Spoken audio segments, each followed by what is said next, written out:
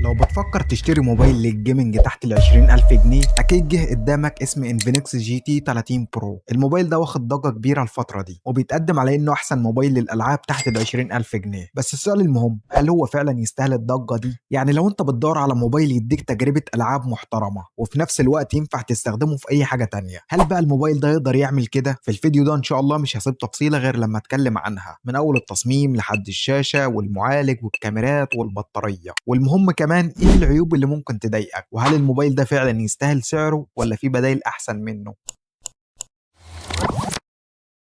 السلام عليكم، ازيكم يا شباب، عاملين ايه؟ قبل ما ابدا ونخش في التفاصيل، انزل دلوقتي اعمل لايك للفيديو، والاهم من كل ده انك تصلي على النبي صلى الله عليه وسلم في التعليقات. ثواني بسيطه بس اجرك كبير عند ربنا. خلينا الاول نبتدي بالتصميم والخامات والحمايه. وهنا الموبايل مش بيقلد الايفون ومش واخد شكل من سامسونج او شاومي، هو له هويه خاصه بيه، تصميم مستوحى من عالم الجيمنج لكن بشكل مش فج ولا رخيص. هتلاقي خطوط حاده في الظهر، والظهر نفسه فيه شريط ار جي بي بيفضل ينور ويتفاعل مع الاشعارات او مع الشحن، وتقدر تتحكم في الاضاءه وتخصص شكلها زي ما انت عاوز. في لمسه كده صينيه واضحه هنا، بمعنى انك هتحس انك مركب كهارب في ظهر التليفون. طبعا بهزر، هو شكله حلو وعاجبني بصراحه، وهيعجب الناس بتوع الجيمنج. كمان في زراير في الجنب كده تقدر تخصصها وانت بتلعب وتستخدمها زي دراعات البلاي ستيشن اللي هو ار1 وار2، وهتكون كويسه جدا بالنسبه لك لو بتلعب بابجي. كمان التليفون بيجي معاه مبرد عشان السخونه، بس هو مش احسن حاجه بصراحه، مبرد تعبان، يعني هتحس انك عاوز مبرد تاني يبرد عليه. بالنسبه للوزن فالموبايل خفيف جدا، 189 جرام، ودي ميزه مهمه جدا لان معظم المنافسين بيكونوا فوق ال 200 جرام، خصوصا لما يكون في بطاريه كبيره وشاشه كبيره، وده بيساعد انه يكون مريح جدا في الايد حتى لو لعبت عليه فتره طويله. الخامات هنا مش الومنيوم ولا زجاج، لكنه معمول من خامات بلاستيك. بصراحه من وجهه نظري كفن صيانه فهي خامات ضعيفه وتعبانه، وخصوصا ان سعر التليفون مش قليل. لكن خليني اقول لك على تاني نقطه سلبيه هنا، وهي مقاومه المياه والغبار اي بي 64، ودي اقل من الاجهزه اللي في نفس السعر، لانك تقدر تلاقي اي بي 68 او اي بي 69 في اجهزه تانية في نفس الفئه. يعني هو بيقاوم الرذاذ والاتربه، لكن ما تقدرش تعتبره مقاوم حقيقي، وده معناه انك محتاج تحافظ عليه كويس، لان اي نقطه ميه ممكن تكلفك كتير.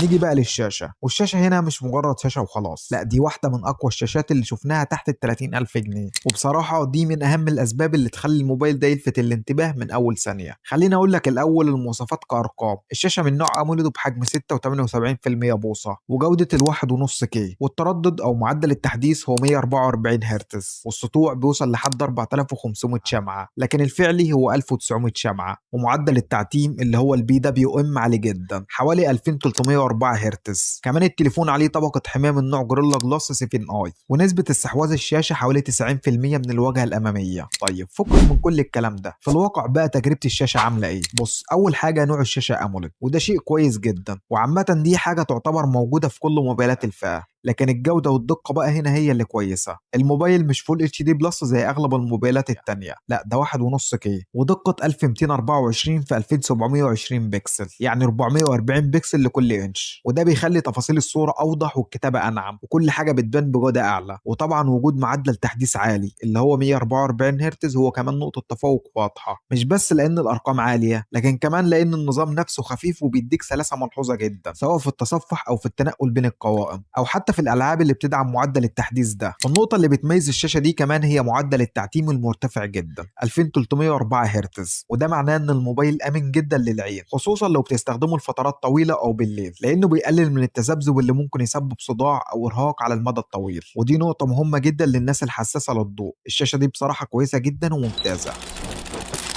نيجي بقى للمعالج واداء الالعاب. انا واحد من الناس اللي اهم حاجه بتفرق معاها في اي موبايل هو المعالج. المعالج بالنسبه للموبايل هو زي مخ الانسان، هو اللي بيحدد انت هتاخد اداء عامل ازاي في كل حاجه. عشان كده اول حاجه تبص عليها قبل اي حاجه تانية هي المعالج، لانه ببساطه هو الكل في الكل. الموبايل هنا جايبه معالج جديد من ميديا تك اسمه دايمانسي 8350 التيميت، مبني بمعماريه 4 نانومتر. المعالج ده لسه جديد على السوق، وبيقدم تحسينات واضحة عن الأجيال اللي قبله، بيتفوق على السناب دراجون 7 جين 3 اللي موجود في أغلب الموبايلات اللي في نفس الفئة بفرق الضعف تقريبا. الميزة بتاعته إنه موفر في استهلاك البطارية، وكمان أداؤه في الجرافيك كويس لأنه بيجي بكارت رسومي قوي جدا، وهو المالي جي 615 ام سي 6، وده بيشتغل مع المعالج بتناغم كويس وبيخليك تاخد تجربة ألعاب محترمة. الموبايل بيجيب حوالي 1,388,000 نقطة على أنتوتو، وده رقم محترم جدا في الفئة السعرية دي، يعني مثلا أعلى بحوالي 500,000 نقطة نقطة من بعض الموبايلات التانية اللي قريبة في السعر، بس برضه في منافسين بيجوا بأرقام أعلى، وده لازم نكون متفقين عليه، زي مثلا البوكو اكس 7 برو اللي بيحقق حوالي 1,500,000 نقطة. بس اللي بيفرق في الألعاب إن السوفت وير هنا بيلعب دور مهم جدا. الشركة ظابطة النظام بحيث يشغل المعالج بأقصى كفاءة في الألعاب. في بابجي مثلا الجهاز بيقدر يوصل ل 120 فريم، لكن مش دايما الفريمات بتكون ثابتة، وده طبيعي في الفئة السعرية دي. أوقات بيحصل هبوط فريمات ملحوظ، بس مش لدرجة إنه يخلي اللعبة غير قابلة للعب. التجربة بشكل عام سلسة ومقبولة جدا، لكن لو عايز ثبات 120 فريم بدون أي هبوط أو سخونة ده مش هتلاقيه هنا، ولا حتى في أغلب الموبايلات اللي بنفس السعر. الحرارة هنا بتيجي مع الضغط الطويل، وده شيء طبيعي. خليك فاكر القاعدة الذهبية: حرارة أعلى بتساوي أداء أقل. لما المعالج بيسخن بيبدأ يقلل سرعته عشان يبرد نفسه، وده اللي بنسميه اختناق المعالج. معالجات سناب دراجون غالبا بتتعامل مع الحرارة أحسن وبتحافظ على الأداء، لكن معالجات ميديا تك لما بتسخن الأداء بينزل أسرع. يعني لو عايز سخونة أقل واستقرار في الأداء فأنت محتاج مبرد محترم وكويس، غير اللي جاي مع التليفون، لأن زي ما قلت لك هو مش أحسن حاجة. كمان لو فعلت وضع الأداء العالي هتاخد أداء جامد جدا، بس هتلاقي سخونة والبطارية بتخلص بسرعة. الموبايل فيه مميزات حلوة في السوفت وير، زي إنك تقدر ترفض المكالمات وأنت بتلعب من غير ما النت يفصل، وميزة إنك لما تركب الشاحن بيشتغل على الجهاز مباشر من غير ما يستهلك البطارية، ودي كويسة لو بتلعب وأنت حاطط التليفون على الشاحن. الخلاصة أداء المعالج هنا محترم جدا في الفئة المتوسطة، بس في منافسين أقوى في الألعاب التقيلة وثبات الفريمات، زي البوكو اكس 7 برو مثلا. الموبايل بيخرج من العلبة باندرويد 15 واجهة اكس او اس 15، ونازل بنسختين من التخزين والرام.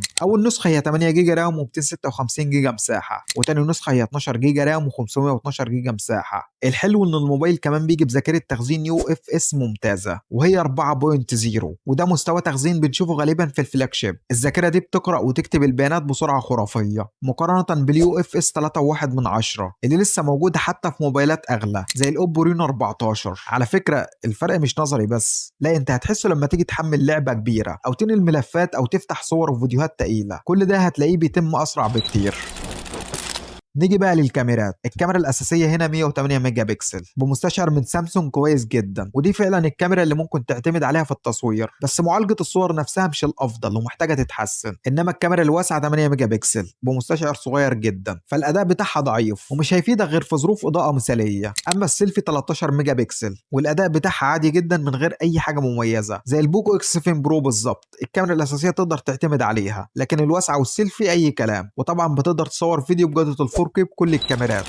وهنا نوصل للبطارية، وهنا فعلا في عيوب وهقول لك ليه. البطارية هنا 5500 ملي أمبير، وسرعة الشحن 45 واط، وبيدعم الشحن اللاسلكي بسرعة 30 واط، والشحن العكسي بسرعة 10 واط. كل ده تمام وما عنديش مشكلة فيه. المشكلة الأكبر في حجم البطارية. بطارية 5500 ملي أمبير على معالج سفاح زي ده، وكمان شاشة 144 هرتز، فالبطارية هتخلص بسرعة طبعا. كان لازم على الأقل بطارية 6000 ملي أمبير أو 6500 ملي كمان، وده بالنسبة لي عيب على فكرة. نيجي بقى للمميزات الإضافية اللي بتسهل عليك استخدام التليفون. أول حاجة الجهاز جايب سماعات ستيريو من JBL، بس للأسف مش بيدعم منفذ 3.5 مللي بتاع السماعات، وبيدعم معظم المستشعرات زي الجيروسكوب ومستشعر التقارب والNFC، وكمان مستشعر الAR للتحكم في الأجهزة الكهربائية. والبصمة هنا مدمجة في الشاشة وسريعة وتعتبر ما بتغلطش. نيجي بقى للعيوب والسعر، وطبعا معروفة مفيش جهاز كامل ولازم تلاقي عيب واتنين يقرفوه. المهم اول عيب بالنسبة لي في الموبايل ده هو ان الكاميرات هنا مش الاقوى، وده طبعا واضح وخصوصا في الوايد انجل والسيلفي. وتاني عيب هو البطارية 5500 ملي امبير هي كويسة، لكن على معالج قوي وشاشة 144 هرتز بدقة 1.5 كي كان المفروض نشوف 6000 ملي امبير على الاقل. تالت عيب الجهاز بيدعم بس سنتين تحديثات، ودي مدة قليلة جدا في الفئة دي. ورابع عيب هو سوء عادة البيع عند انفينكس مش سريع، وخصوصا في الاجهزة الغالية، فهتتعب لو حبيت تبيعه بعد فترة. كمان خامات التليفون مش احسن حاجة، لو فتحت التليفون هتلاقي تجميع القطع فيه استرخاص كده، سواء الشحن اللاسلكي او البطارية هتلاقيها ملزوقة بطريقة مش حلوة. والحتة اللي انا بتكلم فيها دي مش كتير هيفهمها، اللي هيفهمها بس هم فنيين الصيانة او الناس المهتمة بالهاردوير.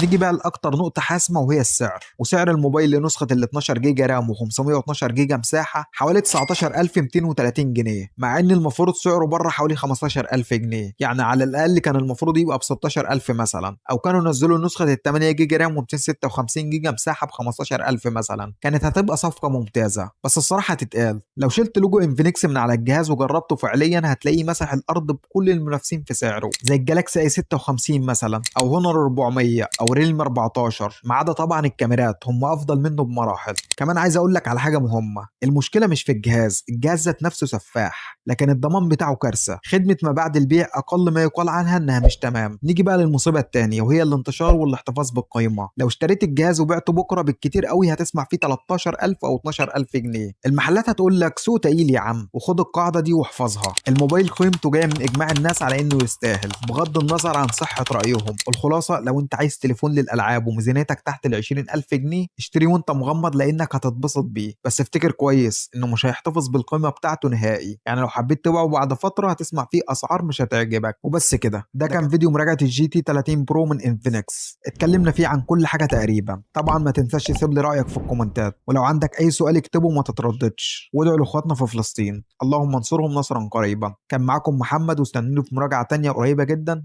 وسلام.